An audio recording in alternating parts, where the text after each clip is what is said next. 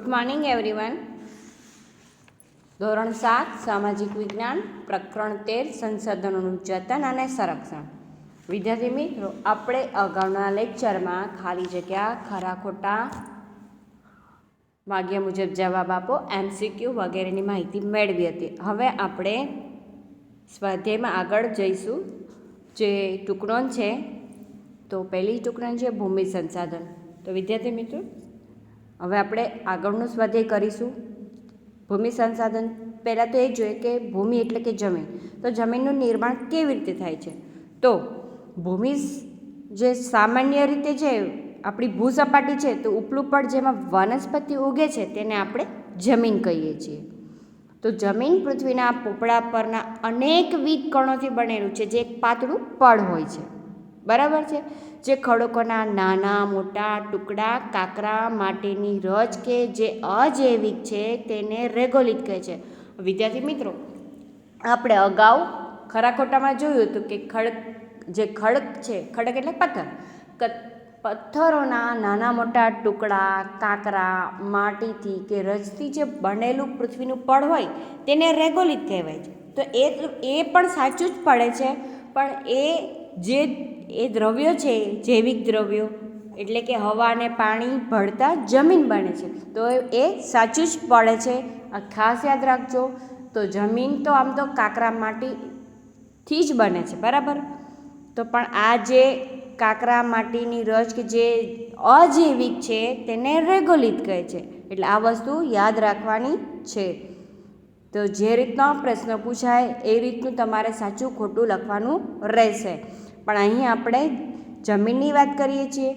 તો જે અનેક કણોથી બનેલું એક પાતળું પડ હોય છે, ખડકોના નાના મોટા ટુકડા, કાંકરા, માટીની રચ કે જે અજૈવિક છે તેને રેગોલિત કહે છે, જેમાં જૈવિક દ્રવ્યો હવા અને પાણી ભળતા જમીન બને છે. તો અહીં આપણે જમીન કેવી રીતે બને છે એની માહિતી મેળવી. અને ખેતીના સંદર્ભમાં કોઈ પણ દેશનો આર્થિક વિકાસ તેની જે દેશ હોય છે તે જમીનની ગુણવત્તા કેવી છે અને તેના પ્રકાર પર આધાર રાખે છે, બરાબર? તો હવે જમીનના પ્રકાર વિશે જોઈએ કે જમીનના પ્રકાર કેટલા છે. તો ભારતીય કૃષિ જે છે પરિષદ, જેને આપણે ICAR કહીએ છીએ, આપણે જોયું હતું ભારતીય કૃષિ સંશોધન પરિષદ, પૂરું નામ છે ભારતીય કૃષિ સંશોધન પરિષદ. ઇંગ્લિશમાં આપણે ICAR ટૂંકમાં કહીએ છીએ. તો ભારતની જમીનને કુલ કેટલા પ્રકારમાં વહેંચી છે? 8 પ્રકારમાં વહેંચી છે. હવે એ કયા પ્રકાર છે એના વિશે માહિતી મેળવીએ. કાપણી જમીન, રાતી જમીન અથવા કે લાલ જમીન, અને કાળી જમીન, લેટરાઇટ જમીન, રણ પ્રકારની જમીન, પર્વતીય પ્રકારની જમીન અને દલદલ પ્રકારની જમીન. આવી રીતે 8 પ્રકાર પડે છે. હવે જમીનનું ધોવાણ અને સંરક્ષણ એના વિશે માહિતી મેળવીએ. જે આ ભૂમિ સંસાધન છે એમાં જ આ આગળનો ટોપિક છે. તો જમીનનું ધોવાણ અને સંરક્ષણ કેવી રીતે કરવું જોઈએ એના વિશે છે. તો જે જમીનનું ધોવાણ છે જે ગતિશીલ પાણી કે હવા દ્વારા થાય છે. આપણે ખાલી જગ્યા ખરા ખોટામાં જોયું હશે, ખરા ખોટા તમને યાદ હોય કે જમીનનું ધોવાણ ભૂકંપ દ્વારા થાય છે. તો એ ખોટું છે. ધોવાણ ગતિશીલ પાણી કે ભૂકંપ દ્વારા થાય છે તો ખોટું. તો ગતિશીલ પાણી કે હવા દ્વારા થાય છે, બરાબર? તો જમીનના જે ઉપલા કણોનું ઝડપી કુદરતી બળો દ્વારા અન્યત્ર સ્થળાંતર થઈ જવું તેને જમીનનું ધોવાણ કહેવાય. ખૂબ ઝડપથી પાણી આવતું હોય, બરાબર, તો જમીનનું ધોવાણ થાય. ખૂબ જ વંટોળ વાવાઝોડું હોય તો હવા હોય તેના કારણે પણ જે જમીનના કણો જે છે તે એક જગ્યાએ બીજી જગ્યાએ જતા રહે છે, તો જમીનનું ધોવાણ કહેવાય છે. આવું થવાથી જમીન ખેતીની ઉપજમાં ઘટાડો થાય છે, તેને અટકાવવું જોઈએ. તો હવે આગળનો ટોપિક છે કે જમીનનું ધોવાણ કેવી રીતે અટકાવી શકાય, એના ઉપાયો કયા છે એના વિશે માહિતી મેળવીએ. તો પહેલું છે કે પડતર જમીનોમાં વૃક્ષોનું વાવેતર કરવું જોઈએ, જેથી જમીનનું ધોવાણ અટકાવી શકાય છે. બીજું, જ્યાં ઢોળાવવાળી જમીન છે ત્યાં પગથિયા પદ્ધતિથી ઉપયોગ કરવી જોઈએ, જેથી જમીનનું ધોવાણ અટકાવી શકાય. બીજું છે આડાબંધ બાંધવા જોઈએ. અને આગળ જોઈએ કે જમીન પર ચરાણ પ્રવૃત્તિઓ નિયંત્રણમાં લાવવી જોઈએ. તેના પર જે પ્રાણીઓ જે હોય છે તેને ચરાણ એટલે કે જે ઘાસચારો ખાતા હોય છે ને પ્રાણીઓ, તે એ પ્રવૃત્તિ ના કરવા દેવી જોઈએ. ઓકે, હવે આગળના પ્રશ્ન તરફ જોઈએ. વન્યજીવન સંરક્ષણ. તો વન્યજીવન સંરક્ષણ કેવી રીતે કરવું જોઈએ, તેના ઉપાયો છે, તેના વિશેની માહિતી અહીં આપણે આપવાની છે. તો પહેલાં તો વન્યજીવન સંરક્ષણ જે છે એના કાયદો હવે બન્યો છે. તો સમ્રાટ અશોક જે છે તે પ્રાચીન સમયથી સમ્રાટ અશોકે વન્યજીવના રક્ષણ માટેના કાયદા કરાવ્યાની નોંધ આપણા ઇતિહાસમાંથી મળે છે. આજે પણ તે માટેના કાયદા છે જ. અને મોટા ભાગના રાજ્યોમાં શું છે, સ્ટેટ વાઇલ્ડ લાઈફ, બરાબર, એની રચના થયેલ છે. સ્ટેટ વાઇલ્ડ લાઈફની રચના થઈ છે, બરાબર. તો અન્ય સ્વૈચ્છિક સંસ્થાઓ પણ તેના માટે કામ કરી રહી છે. તો વન્યજીવન સંરક્ષણ માટેના કાયદા અને પગલાં લેવા જોઈએ. કેવા પગલાં છે, શું છે, એના વિશેની માહિતી મેળવીએ કે એના માટે આપણે શું કરી શકીએ. તો વન્યજીવો પર થતા જે અત્યાચાર જે છે અને શિકાર પ્રવૃત્તિ છે એને અટકાવવી જોઈએ અને એનો કડક અમલ કરવો જોઈએ. બીજું છે કે જંગલના વન્યજીવોની ગણતરી સમયાંતરે કરતી રહેવી જોઈએ, જેથી આપણને ખ્યાલ આવે કે હવે સંખ્યા કેટલી છે, કેટલી હતી અને કેટલી થઈ. ઓકે, આગળ ત્રીજું જોઈએ. જંગલ વન્યજીવોને કુદરતી સંરક્ષણ પૂરું પાડે છે, તેથી જંગલોનો વિનાશ થતો અટકાવવો જોઈએ. લોકોને વન્યજીવનનું જે મહત્ત્વ સમજાવવું અને વન્યજીવ સંરક્ષણની સમજ આપવી જોઈએ. અને જંગલોમાં જે લાગતી આગ છે એને ડામવા ઝડપથી પ્રયત્ન કરવા જોઈએ.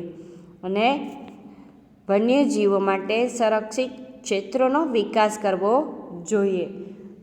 પ્રચાર પ્રસાર માધ્યમો દ્વારા જાગૃતિ લાવવી જોઈએ. વન્યજીવોને તબીબી સારવાર મળે તેવા પ્રયત્નો કરવા જોઈએ. વન્યજીવો છે તેઓને પણ ઇન્ફેક્શન લાગે, તેઓ પણ બીમાર પડી શકે છે, તેથી તેઓની તબીબી સારવાર મળે તેવા પ્રયત્નો કરવા જોઈએ. વન્યજીવ સંદર્ભે વન્યજીવોની જરૂરિયાત શું હોય છે? પાણી, ખોરાક અને કુદરતી આવાસ. જે આપણને જરૂરી હોય છે તેવી રીતે વન્યજીવોને પણ જરૂરી હોય છે, તેથી તેઓને માટે પાણી, ખોરાક અને કુદરતી આવાસ પૂરતા પ્રમાણમાં મળે તેવી વ્યવસ્થા ગોઠવી જોઈએ.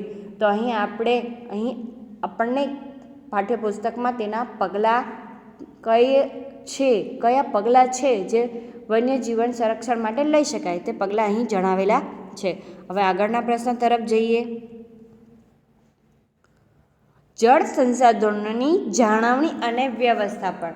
તો જળનું રક્ષણ, જાળવણી કઈ રીતે કરી શકાય તેના ઉપાયો અહીં જણાવવામાં આવેલા છે. તો આપ સૌ જાણો જ છો કે જળ એ આપણી સહિયારી સંપદા છે. કોઈ એક છે, કોઈ એકનું નથી. તો પ્રદૂષિત જળની ખૂબ મોટી સમસ્યા વધી ગઈ છે અને આજે જે ઉપલબ્ધ જળ છે તે મર્યાદિત માત્રામાં છે. આપ સૌ જાણો છો કે પૃથ્વી પર પીવાલાયક પાણીનું પ્રમાણ કેટલું છે? 3% છે. અને પૃથ્વીનો ત્રીજો ભાગ જે કહેવાય તે જળ વિસ્તાર ધરાવે છે, પરંતુ જે મહાસાગરોમાં રહેલું છે.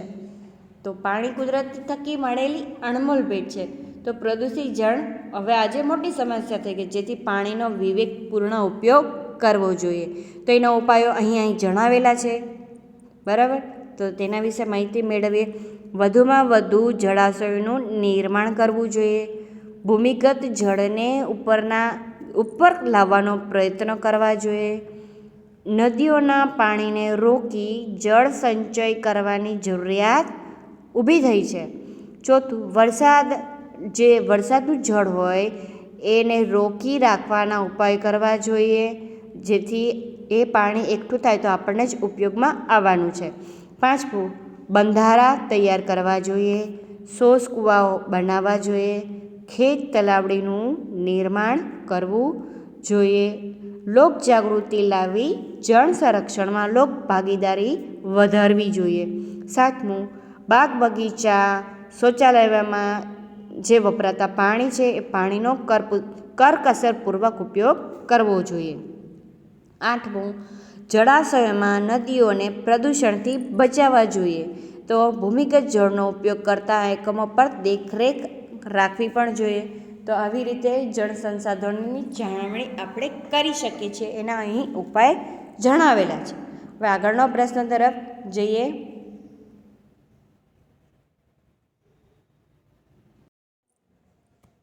વિદ્યાર્થી મિત્રો, હવે આગળનો પ્રશ્ન છે કચ્છનું રણ. તો એના વિશે માહિતી મેળવીએ. આપણે કચ્છનું રણ નકશા દ્વારા પણ સમજ્યા હતા કે તેનું સ્થાન કઈ તરફ આવેલું છે, ગુજરાતમાં અને ભારતના કઈ દિશામાં આવેલું છે. ભારતમાં ગુજરાત પશ્ચિમ દિશામાં આવેલું છે, પણ તેમાં પણ કચ્છ કઈ દિશામાં આવેલું છે એના વિશે માહિતી મેળવી હતી. તો ગુજરાત રાજ્યની ઉત્તર પશ્ચિમે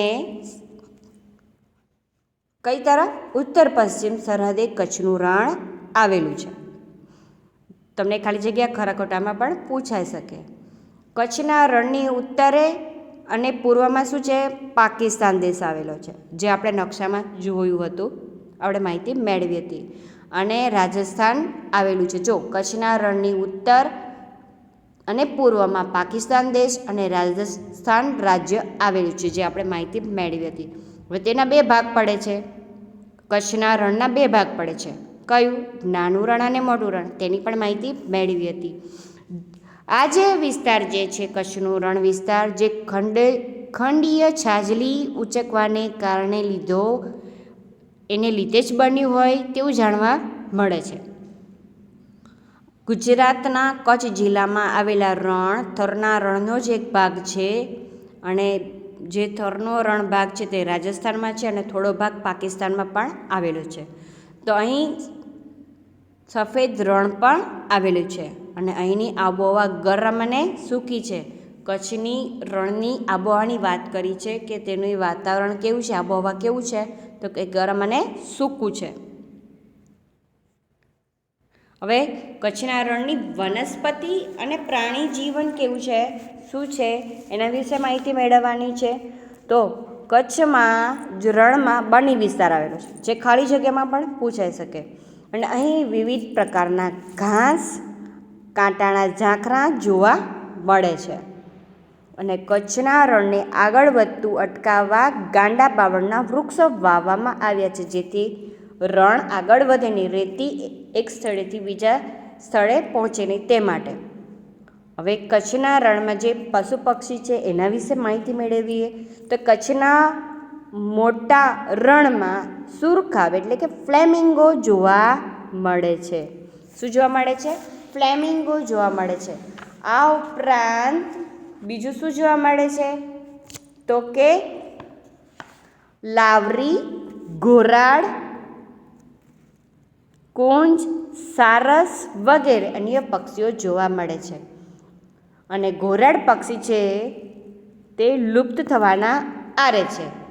અને ઘુડખર એટલે કે જંગલી ગધેડો, નીલગાય, સોનેરી શિયાળ, હેણોત્રો, નાગ, ઝરખ, ચીકારા, કાળિયાર વગેરે પક્ષીઓ પ્રાણીઓ જોવા મળે છે. અહીં પ્રાણીની વાત કરી છે. ઘુડખર, નીલગાય, સોનેરી શિયાળ, હેણોત્રો, નાર, ઝરખ, ચીકારા, કાળિયાર જેવા પ્રાણીઓ જોવા મળે છે. પ્રાણી અને અહીં પક્ષીઓની માહિતી મેળવી કે કયા પક્ષીઓ જોવા મળે છે અને કયા પ્રાણીઓ જોવા મળે છે, અને વનસ્પતિ કેવી થાય છે એની માહિતી મેળવી. હવે આપણે કચ્છના લોકોનું જીવન કેવું છે એના વિશે માહિતી મેળવવાની છે. તો કચ્છનું લોકજીવન કેવું છે? વૈવિધ્યસભર છે.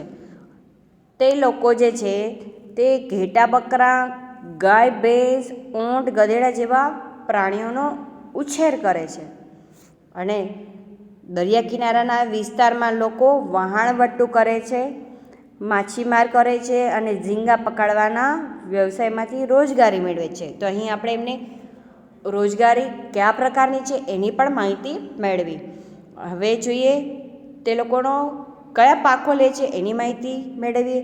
તો કેટલાક વિસ્તારોમાં વિશિષ્ટ આબોહવા હોવાના કારણે ખારેક, દાડમ, નાળિયેર અને કચ્છી કેસર કેરીનો પાક લેવામાં આવે છે. અને અહીં મુખ્ય ખેતી પાક શું છે? બાજરી છે. તો અહીં પાક વિશે પણ માહિતી મેળવી. હવે આગળ બીજા કયા વ્યવસાય છે એની માહિતી મેળવીએ. કચ્છના કેટલાક લોકો વિશિષ્ટ પ્રકારની ભરત ગૂંથણ અને હસ્તકલાના વ્યવસાયમાં જોડાયેલા છે. અને હવે તો આધુનિક ઉદ્યોગોનો વિકાસ થયા હોવાથી રોજગારીનું પ્રમાણ પણ વધતું જાય છે. અને અહીં પ્રવાસન ઉદ્યોગનો પણ ઝડપી વિકાસ થઈ રહ્યો છે. તેમાંથી પણ અનેક લોકો રોજગારી પ્રાપ્ત કરે છે. અને કચ્છની ભૌગોલિક સપાટ પરિસ્થિતિના કારણે પેરાગ્લાઇડિંગ જેવી સાહસિક પ્રવૃત્તિઓ વિકસી રહી છે. તો અહીં આપણે માહિતી મેળવી કચ્છનું રણ અને અનેક વન્યજીવન સંસાધન એવા પ્રશ્નોની માહિતી મેળવી, જળ સંસાધન, વન્યજીવન સંરક્ષણના ઉપાયો. તો ઓકે વિદ્યાર્થી મિત્રો, ફરી મળીશું ત્યારે બીજા અનેક પ્રશ્નોની માહિતી મેળવીશું. Okay, thank you.